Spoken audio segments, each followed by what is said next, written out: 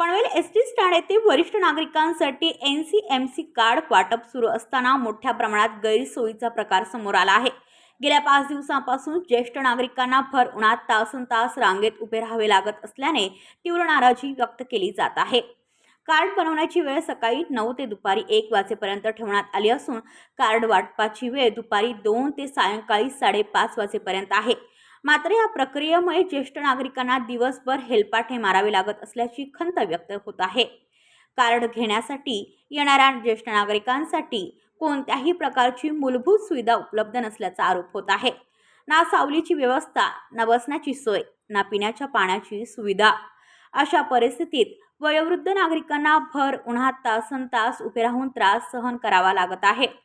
Card बनवण्याचे काम एका खासगी कंपनीला देण्यात आले असून प्रत्येक ज्येष्ठ नागरिकाकडून तब्बल 200 रुपये आकारले जात आहेत। मात्र पैसे घेऊनही सुविधांचा अभाव असल्याने संताप व्यक्त होत आहे। या प्रकारामुळे एखाद्या ज्येष्ठ नागरिकाची तब्येत बिघडल्यास त्याला जबाबदार कोण, असा सवाल आता उपस्थित केला जात आहे।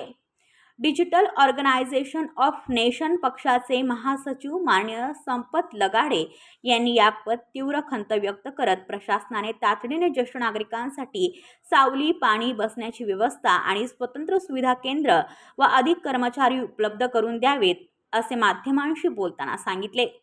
ज्येष्ठ नागरिकांचा सन्मान करण्याच्या घोषणा केल्या जातात, मात्र प्रत्यक्षात त्यांनाच भर उन्हात त्रास सहन करावा लागत असल्याचे चित्र पनवेलमध्ये पाहायला मिळत आहे। ब्युरो रिपोर्ट पनवेल वार्ता न्यूज। आपल्या परिसरातील बातम्या आमच्यापर्यंत पोहोचवण्यासाठी स्क्रीनवर दिलेल्या क्रमांकावर संपर्क साधू शकता। दूरध्वनी क्रमांक 8652414343।